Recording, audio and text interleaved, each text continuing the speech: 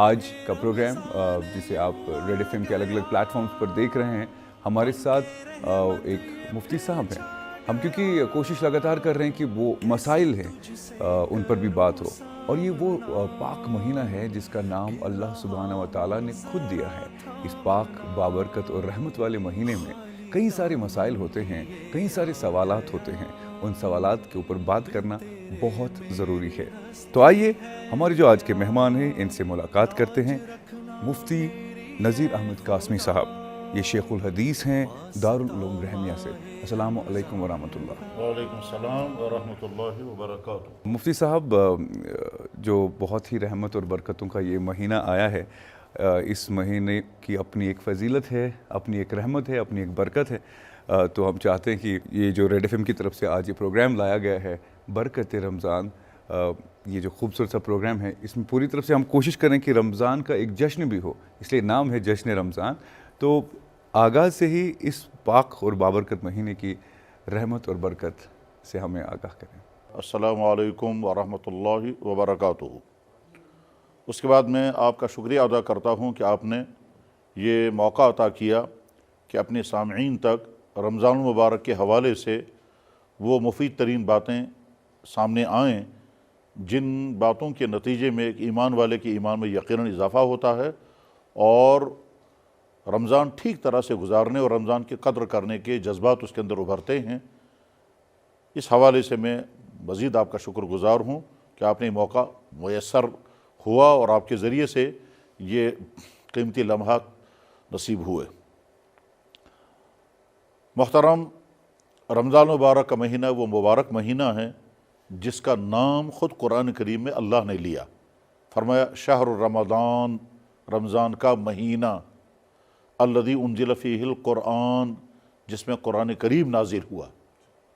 تو اس رمضان مبارک کے مہینے کے دو اہم ترین امتیازات ہیں، ایک تو اس میں قرآن نازل ہوا، اور دوسرے اسی مہینے میں اللہ نے ایمان والوں پر روزے فرض کیے۔ اور قرآن انسانوں کو ملا، یہ ہدایت کا صحیفہ ہے، ہدایت کا نسخہ ہے، زندگی گزارنے کے کامیاب ترین منشور ہے، وہ اسی مہینے میں نازل ہوا۔ اور ساتھ میں ایمان والوں پر ایک اہم ترین ذمہ داری یعنی روزہ فرض کیا گیا۔ اس روزے کے روحانی فائدے بھی ہوتے ہیں، اخلاقی فائدے ہوتے ہیں، جسمانی فائدے ہوتے ہیں، انڈیویجول لائف میں بہت سارے فائدے ہونے کے ساتھ ساتھ پورے سماج پر اس کے اثرات پڑتے ہیں کہ برائیاں کم ہو جاتی ہیں، بلکہ بہت سارے انسان تو برائیوں سے بچنا شروع کرتے ہیں اسی رمضان کے مہینے میں، اور بعد میں ان کی زندگی میں بہت بڑا انقلاب آ جاتا ہے، چینج آ جاتی ہے، اور وہ بہت سارے وہ غلط کام جن میں وہ پھنسے ہوئے تھے اور چھوڑ نہیں پا رہے تھے، اس رمضان کی برکت سے وہ چھوڑنے میں کامیاب ہو جاتے۔ تو اس طرح سے رمضان بہت عظیم ترین مہینہ۔ اس عظیم ترین مہینے کی اہمیت کا اندازہ اس سے بھی ہو سکتا ہے کہ رمضان شروع ہونے سے پہلے اللہ کے نبی جناب رسول اکرم صلی اللہ علیہ وسلم نے خطبہ ارشاد فرمایا، جس میں آپ نے فرمایا لوگو تم پر ایک بہت بڑا مہینہ سایہ فگن ہونے والا ہے، یعنی ایک بہت بڑے مہینے کی آمد ہے۔ اس مہینے میں اللہ نے انسانوں پر روزے فرض کیے ہیں۔ اس مہینے میں گمراہ کرنے والے سرکش شیاطینوں کو بند کر دیا جاتا ہے، جہنم کے دروازے بند کر دیے جاتے ہیں، جنت کے دروازے کھول دیے جاتے ہیں، روزے فرض کیے جاتے ہیں۔ تو یہ اللہ کے نبی علیہ السلام رمضان کی فضیلت بیان کر رہے ہیں۔ اللہ کے نبی علیہ السلام نے فرمایا کہ اس رمضان کے مہینے میں جو نفل نماز پڑھے گا اس کو فرضوں کے برابر ثواب ہوگا، اور جو فرض ادا کرے گا اس کو 70 فرضوں کے برابر ثواب ہوگا۔ اسی رمضان کے مہینے کے متعلق اللہ کے نبی نے فرمایا جس نے اخلاص کے ساتھ اور جذبے کے ساتھ رمضان کے روزے رکھے اس کے تمام پچھلے گناہ معاف ہو جاتے ہیں۔ اسی رمضان کے مہینے کے متعلق اللہ کے نبی علیہ السلام نے فرمایا اللہ یہ کہتے ہیں کہ روزہ بندہ میرے لیے رکھتا ہے، میں خود اس کو اپنا بدلہ دوں گا، یعنی وہ دوسرے تمام نیک کاموں کا بدلہ تو اللہ تعالیٰ شانہ فرشتوں سے دلواتے ہیں، لیکن رمضان کی روزوں کی فضیلت اتنی زیادہ ہے کہ اس کا جو معاوضہ ملنے والا ہے اللہ تعالیٰ کہتے ہیں کہ میں وہ خود ادا کروں گا۔ ارشاد ہے الصوم لی وانا اجزی بہ، روزہ بندہ میرے لیے ہی رکھتا ہے۔ یہ میرے لیے رکھنے کے معنی یہ ہیں کہ جب آدمی روزہ رکھے گا تو اس میں سوائے اللہ کے ڈر کے اور کوئی چیز نہیں کارگر ہوتی، کیونکہ باقی تمام کام تو انسان دوسروں کو دکھا کر سکتا ہے، روزہ دوسرے کو دکھا کر کرنے کی چیز ہے ہی نہیں، کیوں؟ اگر وہ روزہ دوسروں کو بتانا دکھانا چاہے گا تو سب سے کہہ سکتا ہے میں روزے دار ہوں، اندر بیٹھ کر کھاتا رہے گا۔ لیکن جب کوئی آدمی روزے دار ہے تو اس کے معنی یہ ہیں کہ روزہ ہوتا ہی اللہ کے لیے ہے۔ روزے میں تو دکھلاوا ہو ہی نہیں سکتا، اس لیے نہیں ہو سکتا ہے کہ دکھلاوا کرنے کے لیے تو انسان دوسروں کو بتائے کہ میں روزے دار ہوں اور اندر سے کھا بھی رہا ہوگا، اپنے کچن میں جا کر کھائے گا، مسجد کے باتھ روم میں جا کر کے کھائے گا، چھپ کر کے کہیں بھی کچھ کھا سکتا ہے، لوگوں کو بتا سکتا ہے میں روزے دار ہوں۔ لیکن جب کوئی انسان واقعی روزے دار ہوگا تو وہ اخلاص کے ساتھ روزے دار ہوگا۔ اس لیے اللہ کے نبی نے فرمایا کہ اللہ یہ کہتے ہیں کہ روزہ میرے لیے ہے اور میں خود اس کا اجر عطا کروں گا۔ اس غرض یہ کہ اس مہینے میں نمبر ایک تو قرآن نازل ہوا، نمبر دو روزے فرض ہوئے، لہٰذا ہر آدمی کو کوشش کرنی چاہیے کہ بہت شوق اور جذبے کے ساتھ روزے رکھے، اور اگر کبھی بھوک اور پیاس کا سامنا کرنا پڑا تو بڑی خوشی کے ساتھ اس کو برداشت کرے، اور یہ خوشی کے ساتھ برداشت کرنے ہی کے فائدے ہوں گے، روحانی فائدے بھی ہوں گے، جسمانی فائدے بھی ہوں گے۔ سارا میڈیکل سائنس بتا رہا ہے کہ صاحب فاسٹنگ کے فائدے کتنے ہیں۔ آپ کو یہ جان کر خوشی بھی ہوگی، تعجب بھی ہوگا کہ انسان کے کھانے سے تو بیماریاں آتی ہیں، پھاکا لگنے سے بیماریاں نہیں آتی، پھاکوں سے تو بیماریاں ختم ہوتی ہیں، زیادہ کھانے سے بیماریاں بڑھتی ہیں۔ بلکہ آج بیماریوں کا جو بہت بڑا سیلاب ہے اور بیماریوں کا پھیلاؤ بہت زیادہ ہے، جتنی بیماریاں پچھلی تاریخ میں کبھی نہیں تھی جتنی آج کے زمانے میں ہیں، اس کی کئی وجہوں میں سے ایک بڑی وجہ ہے زیادہ کھانا، کیونکہ ہر قسم کے کھانے میسر ہیں، فاسٹ فوڈ میسر ہیں، قسم قسم کے ڈرنکس میسر ہیں، صبح سے شام تک آپ نے کئی چیزیں کھاتا ہے، اس کا نتیجہ یہ ہوا کہ بیماریوں کا سیلاب بڑھ گیا۔ یہی وجہ ہے بے شمار انسان جو کئی بیماریوں میں مبتلا ہوتے ہیں، جو یہ رمضان سٹارٹ ہو جاتا ہے ان کی بیماریاں ختم ہو جاتی ہیں، درست ہو جاتی ہیں۔ میں ایسے کئی آدمیوں کو جانتا ہوں جن کا کہنا یہ ہے کہ جب رمضان کے علاوہ تو ہماری صحت ٹھیک نہیں رہتی، کیونکہ ہر وقت کچھ نہ کچھ کھاتے رہتے ہیں اور ہمارا معدے کا سارا سسٹم ڈسٹرب رہتا ہے، لیکن جو ہی رمضان آ جاتا ہے اور ہم کنٹرول میں آ جاتے ہیں تو ہمارا سارا سسٹم جو ہے وہ ایک سسٹم بن جاتا ہے، اور سارا سسٹم چونکہ سسٹمک ہو جاتا ہے تو اس میں کھانے کا نظام بھی بن جاتا ہے، لیٹرین باتھ روم کا سسٹم بھی بن جاتا ہے، کھانے پینے کا سارا تھا، تو ہر چیز ڈائجسٹو سسٹم زیادہ شفٹ ہو جاتا ہے۔ تو رمضان کے بہت ساری فضیلتیں ہیں، اس لیے ایک تو رمضان میں قرآن کی تلاوت زیادہ ہونی چاہیے، اور دوسرے رمضان میں روزے بہت شوق و ذوق کے ساتھ رکھنے چاہیے۔ اب مفتی صاحب، کیونکہ جس طرح سے آپ نے فضیلت بیان کی، اسی طرح سے رمضان کے کئی روزوں سے جڑے کئی سارے مسائل بھی ہیں، آپ ان مسئلوں پر ذرا روشنی ڈالیں۔ رمضان جب شروع ہوتا ہے تو ایک تو اہم ترین مسئلہ ہے، ہر مسلمان پر روزہ فرض ہے۔ تب روزے کے بہت سارے مسائل جو سمجھنے کے ہیں، اس میں ان مسائل میں سب سے پہلی بات ہے روزہ رکھنا فرض ہے، اور بلا عذر کے روزہ چھوڑ دے انسان تو سخت ترین جرم ہے، بہت ہی بڑا گناہ ہے۔ یہ آدمی نیک انسانوں کی لسٹ سے باہر نکل جاتا ہے اور گنہگار انسانوں کی لسٹ میں شامل ہو جاتا ہے۔ ہم اس کو ٹرم میں کہتے ہیں یہ آدمی فاسق و فاجر بن جاتا ہے، جو آدمی جان بوجھ کر بغیر کسی عذر کے روزہ چھوڑ دے۔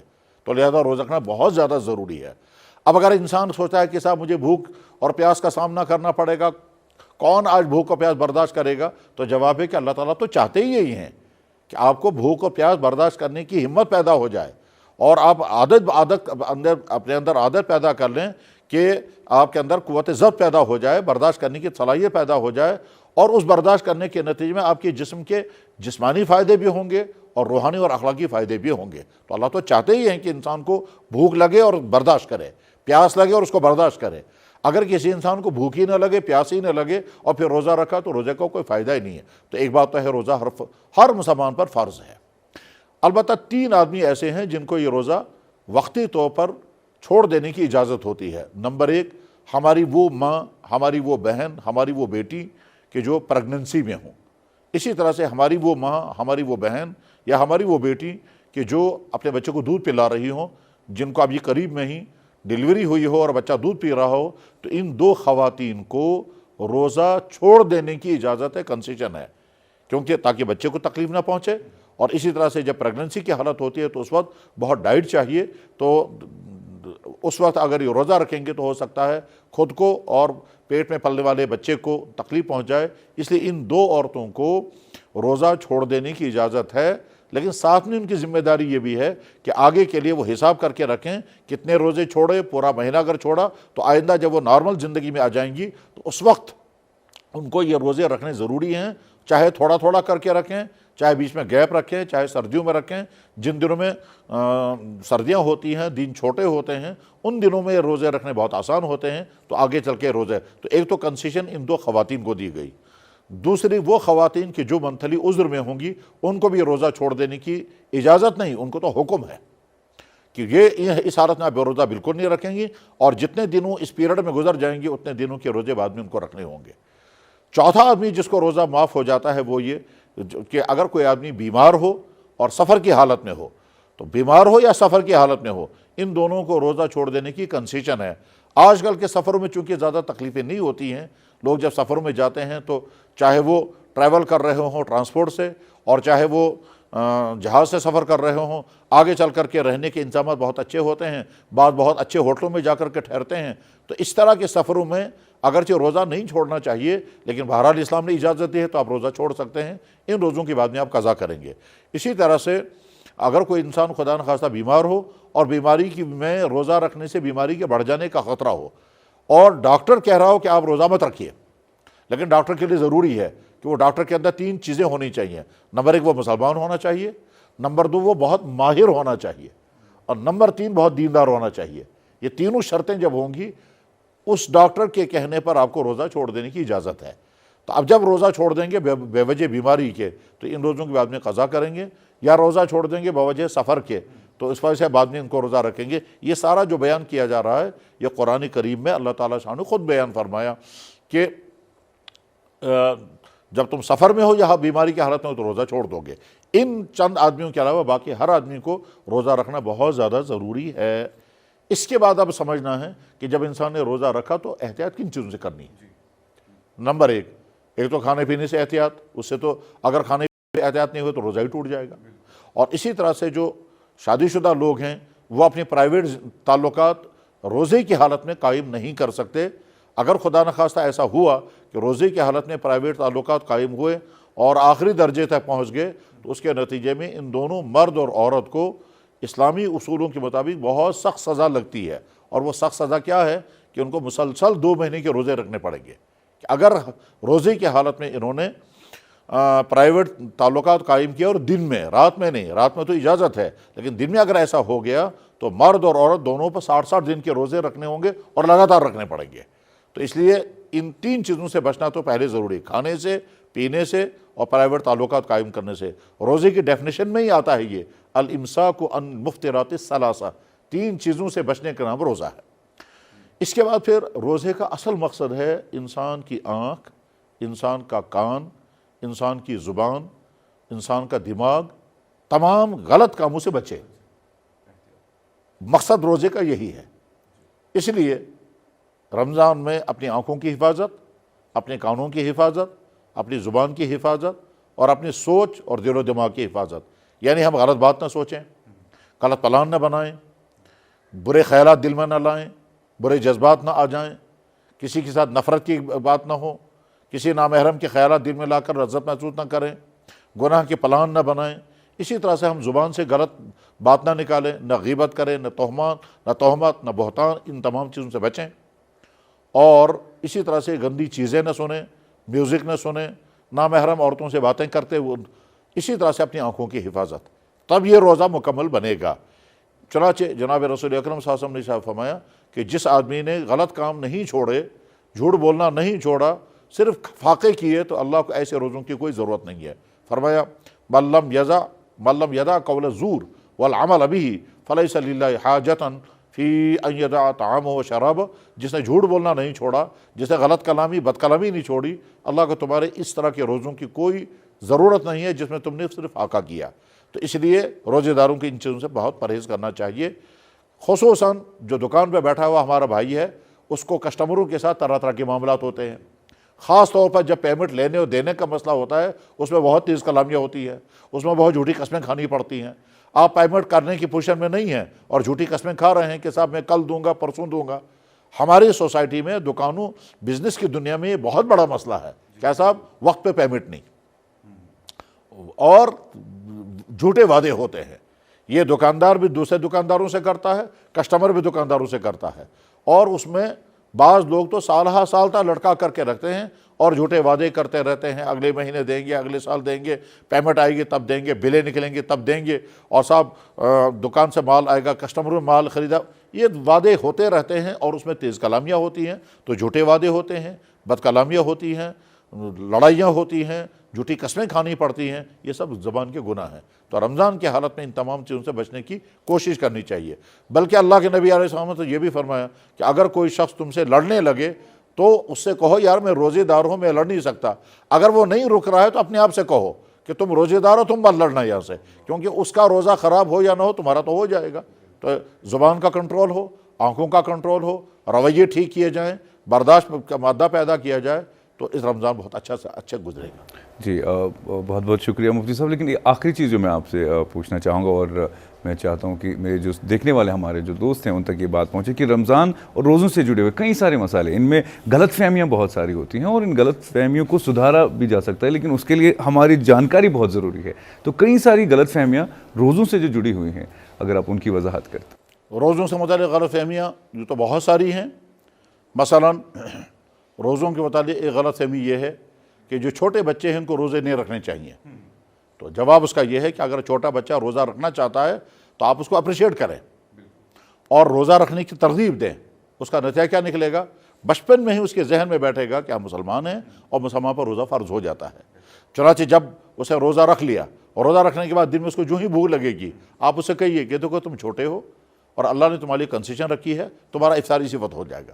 تو اب گویا اس نے ذہن میں بنا لیا کہ میں نے بھی روزہ رکھ لیا، یہ چونکہ بڑے ہیں ان کا افطار تو ہوگا آفتاب ڈوبنے کے وقت، اور میں چونکہ چھوٹا ہوں اس لیے میرا افطار دوپہر کو ہی ہو گیا. تو آپ ان کو اپریشیٹ کریں روزہ رکھنے کے، نہ یہ کہ ان کے کہ نہیں بیٹا آپ نے روزہ نہیں رکھنا، نہیں بیٹی آپ کو ہرگز روزہ نہیں رکھنا، آپ کو تو منع ہے. تو ایک تو اس بات کے سدھار ہو جانا چاہیے.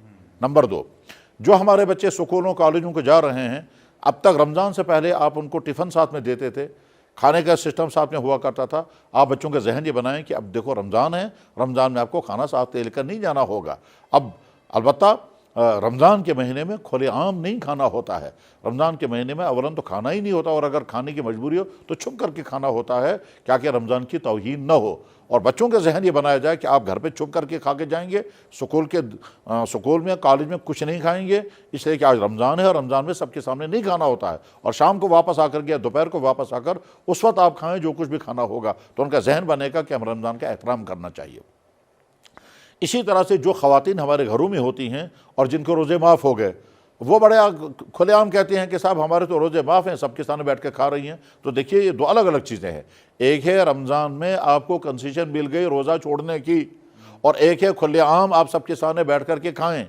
تو آپ کو اجازت ہے کہ آپ روزہ چھوڑ دیں، بلکہ حکم ہے آپ روزہ چھوڑ دیں جن صورتوں میں بھی ہے. لیکن اس کے معنی یہ نہیں ہے کہ آپ کے سامنے کھائیں، بلکہ یوں کہ کسی کو پتہ بھی نہیں چلنا چاہیے کہ آپ نے کب کھایا. رمضان کے احترام کا تقاضا یہ ہونا چاہیے. اسی طرح سے جن دنوں میں خواتین کو روزے معاف ہوتے ہیں، اگر وہ پریگننسی کی حالت میں ہیں یا دودھ پلا رہی ہیں، ان دنوں میں نمازیں وہ زیادہ پڑھیں. اور اگر منتھلی کورس کی وجہ سے روزے چھوڑے جا رہے ہیں تو نماز تو بالکل ہی معاف ہو جاتی ہے. ان دنوں میں جائے نماز پر بیٹھ کر کے ہم بہت تسبیحات پڑھ سکتی ہیں اور بہت درود شریف پڑھ سکتی ہے، دعائیں کر سکتے ہیں، استغفار کر سکتے ہیں. یہ غلط فہمی نہیں کہ صاحب ہم کو تو روزے معاف ہیں، ہم جائے نماز پر بھی نہیں بیٹھ سکتے ہیں. یہ غلط فہمی دور ہو جانی چاہیے. اسی طرح سے رمضان میں افطار کے وقت اور سحری کے وقت بہت احتیاط کی ضرورت ہے. بعض جگہوں پر افطار کی اذانیں پہلے ہو جاتی ہیں، بعض دفعہ ریڈیو کئی منٹ پہلے اعلان کر دیتا ہے. تو اس سلسلے میں بڑی احتیاط کی ضرورت ہے. ایسا نہ ہو 1-2 منٹ کے آگے پیچھے کرنے سے آپ کا روزہ خراب ہو جائے. تو احتیاط اس میں ہے کہ جب پوری طرح اطمینان ہو جائے کہ صاحب روزہ مکمل دن ہو چکا ہے، آفتاب ڈوب چکا ہے اور یقین ہو گیا، اور جس نے اعلان کیا ہے چاہے ریڈیو اور چاہے مسجد میں اذان ہو گئی ہے انہوں نے غلط اعلان نہیں کیا، تب اس کے بعد آپ روزہ افطار کریں، اس سے پہلے نہیں. اسی طرح سے سحری میں چند منٹ پہلے ہی کھانا پینا بند کر دینا چاہیے تاکہ ایسا نہ ہو کہ آپ سمجھیں کہ روزہ میرا صحیح ہے حالانکہ روزہ خراب ہو چکا ہوگا. رمضان میں دن میں کبھی کبھی ایسا بھی ہوتا ہے، اگرچہ بہت کم لیکن ہوتا ہے، کہ آدمی کوئی خیال ہی نہیں رہا کہ میرا روزہ اور کھانے لگا، اسے پرواہی نہیں ہوتی اور کھا رہے ہیں.